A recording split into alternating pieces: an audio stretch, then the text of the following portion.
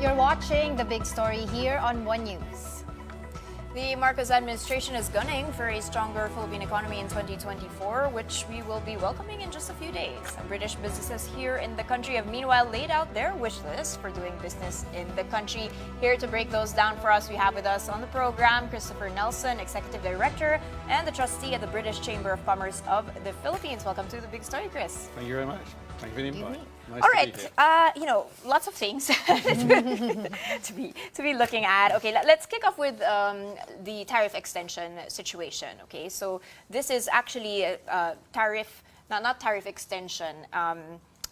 Extension of not lowering, extension of tariffs. lowered tariffs, particularly on specific things. You've got rice, corn, and meat, and these are staples that we need. And the basic, rationale for that is there's El Nino next year. We might not have enough to supply our own needs locally, and so we need more of these imports to happen. A lot of agri groups are, of course, against this, saying that's going to definitely hamper their production and the prices of goods. Give us your idea coming from the British side. So look, we're focused on the pork. We've actually seen pork supply from the UK grow. It's now the second largest market after China. Is the Philippines. The Philippines is the second largest market in Asia for after British China. pork. Okay. And we have to understand here is that the local pork supply has actually been impacted by the African swine flu. Nobody has a clear idea. Unfortunately, it still remains. There's still outbreaks. The impact on obviously the local herds has been significant, and that's why pork prices went up. That's why the tariffs were initially lowered, starting, I believe, in 21. Yeah. And then it was extended again last year, and now it's been extended again under Executive Order 50 until the 31st of December of 2024. Now, from our perspective, this is clearly a help in terms of food supply, because if you didn't do that, you would have inflation. And inflation is a big factor, not only in the Philippines, but it's been a big factor across the rest of the US, UK, which is why interest rates in the Philippines are at 6.5, because of the concern on inflation. So I think it's a necessary move in terms of the local sector, because the supply is not there. And if you didn't have that, then actually prices would go up. And it was also noted in the position paper of the Philippine meat importers, PAMPI.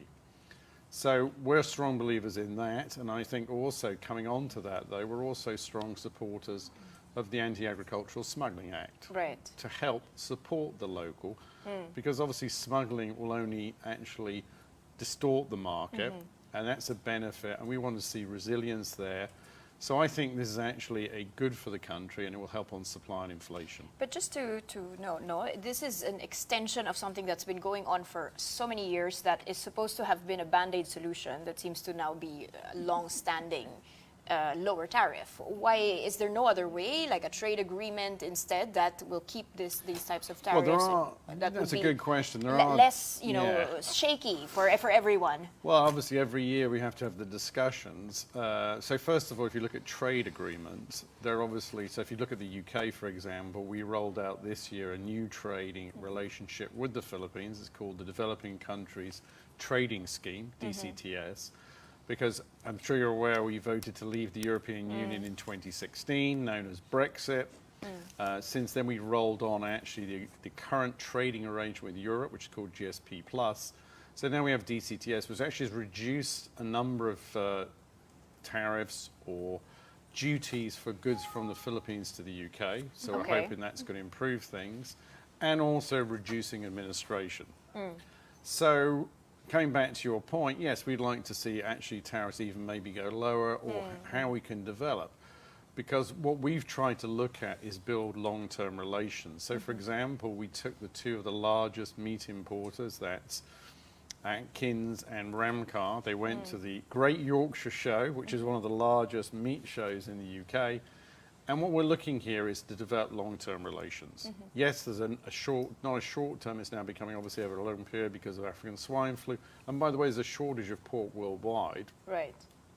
And there's also distortions in trade, which are of course impacted because of the Ukraine-Russian conflict, et cetera, et cetera. So I think all of those factors, if you look at the British Chamber, what we've been trying to achieve is long-term relations.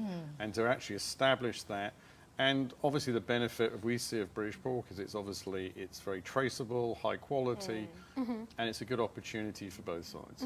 Chris, how would you describe the relationship of the Philippines and UK when it comes to trade relations? You mentioned the DCTS. Would you say there's mutual benefits? And what would be, some perhaps points of improvement that you would want to see in the next coming year? So trade between the two countries is at an all-time high, at 2.9 billion pounds, and it's almost equal both ways. Okay. And this is the 77th year, if I hope I'm correct, of British diplomatic relations, of UK's relations with the Philippines. And as you probably know, President Marcos has close ties with the UK. So those relations, I think, are at the strongest. In terms of trying to accelerate more business, it's part of our wish list. Of course, we're strong supporters of the reduction in anti-red tape or bureaucracy. Exactly. We'd like to see companies settle here. We do a lot of work with SMEs and MSMEs, and therefore we want to speed up that process. We're strong also supporters of infrastructure spending, particularly digitalization. I think we all would like to see the support of that, and that will also help in terms of process. And then one of the things I'd just like to add on as well, of one of the acts that we believe is also mentioned as a priority is also cybersecurity, because we see obviously more in those areas. So British companies are interested in the Philippines. I'd just like to say that the signing of RCEP, which is the Regional Trade Agreement, which was finally ratified, is a key importance. Okay. Because when we want companies to come to the Philippines, yes, it's important, there's 120 million people, a lot of talent. It's also to get access then, once they establish, to the rest of Southeast Asia. So signing RCEP, which obviously was actually driven, of course, by the Department of Trade and Industry, was an important development. So to come back on wish list, more investment infrastructure, obviously, particularly on the digital side. And then also, finally, I have to say, also allowing companies to invest directly. We've seen 100% in renewable energy. We'd like to see some of those economic barriers which are enshrined. Of course, that's in the charter. It's the negative investment list. We'd like to see further opening of the Philippine economy. Because the final point I want to say here is the Philippines has got great opportunities, very talented people, but at the same time you're competing with a lot of other countries. With much cheaper energy. Yeah. That's also a challenge. That is a challenge. So we have to push as the British Chamber to companies back in the UK why they should be coming to the Philippines, and therefore we want to constantly push. And we've seen obviously movements on the legislative side, particularly under the previous administration, under President Duterte, Public Service Act, Foreign Investment Act, Retail Trade Act, and now under President Marcos we see obviously a push to obviously also hopefully lower further that, and that's very encouraging. Historically, sorry, go ahead. Go ahead. Historically, which sectors are the British people interested in terms of FDIs? Because it's very clear that Japanese love the manufacturing, semiconductor sector. You've got Americans bringing in, their outsourcing here in the Philippines. Which ones are the So British the looking British at? companies have had different areas. I mean, obviously, we're also involved in outsourcing here. Obviously, companies have set up. At the same time, we have strong areas in renewable energy. We're strong in engineering, in projects.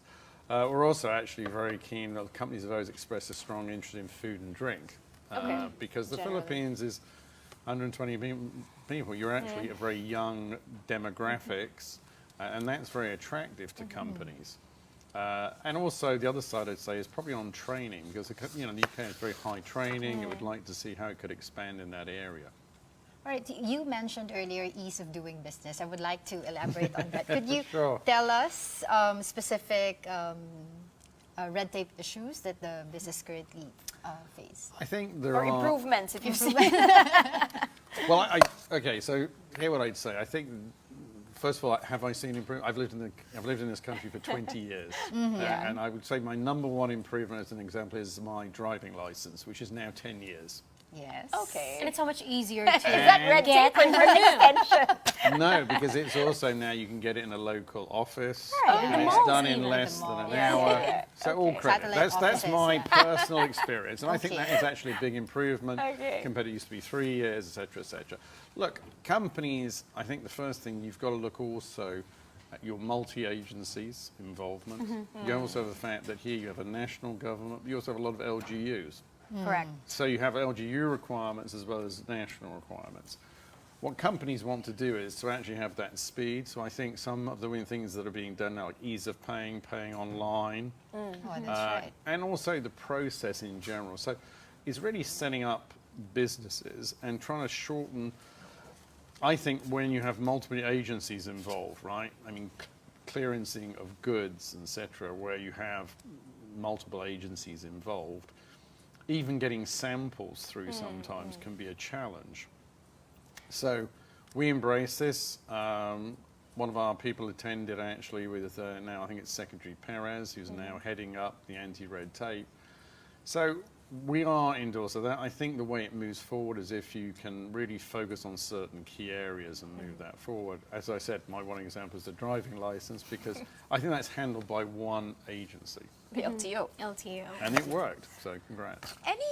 So we were reporting yesterday about the migrant workers and how we actually have bilateral arrangements when it comes to working abroad. So now we've reported one in Canada, we've had in Saudi Arabia. Or any of that in the UK that makes it easier or facilitates Filipinos who would want to work there? Is that under your jurisdiction? It's not under our jurisdiction, but we know that obviously the Philippines has been a major supplier of labor, of skilled labor. I mean, the national health system, in Correct. fact, the first nurse to administer a COVID injection was a Exactly, Filipina, and was recognized for that. So they've seen a lot of support from Philippine nurses, and that's obviously a key sector. The rough estimate, because obviously we have close ties with the Philippine embassy in London, we work with them. It's now Ambassador Locsin. There are about over 250,000 Filipinos Yes, living most in the UK. in Europe, I mean, continent. and I think the UK is high, Italy is very high as Yeah, well. okay. Of course, a lot of them now have British citizenship or dual citizenship. So I think there's always going to be very attractive. I think, of course, there are always going to be some challenges. Migration, immigration is a key issue across many countries. But the UK definitely recognises the skills of Filipinos, particularly, as we said, the healthcare sector, but there's been in other sectors. And I think that's going to just strengthen the ties. As I said, I think the ties now between the two countries are one of the highest. Last year, we revived the Great British Festival, Yeah, I see that. which was in February last year. March, I beg your pardon, March. It was the summer of this year. And now we're actually going to probably be doing it next in 2024 in October, close to the Philippine-British Friendship Day, which I hope I'm right. It's the Somewhere 20th in Feb. It's the 20th of October, I'm sure. The 2024 calendar is looking very busy already. It's We're starting. started, yeah. I'm curious about one more thing, if you allow me. Has Brexit changed the relationship between the Philippines and the UK? Not at all, actually. So I said, if you look at the trading side, what they did was they rolled over. So in fact, Philippine companies could still trade under GSP Plus, which is the EU. That's now been replaced by our own, the DCTS. No, it isn't. I think it's continued to grow, but we have a key role here. One is to try and also to promote opportunities in the UK, and obviously with this new trading scheme, and at the same time promote to UK companies the benefits of doing business in the Philippines. All right.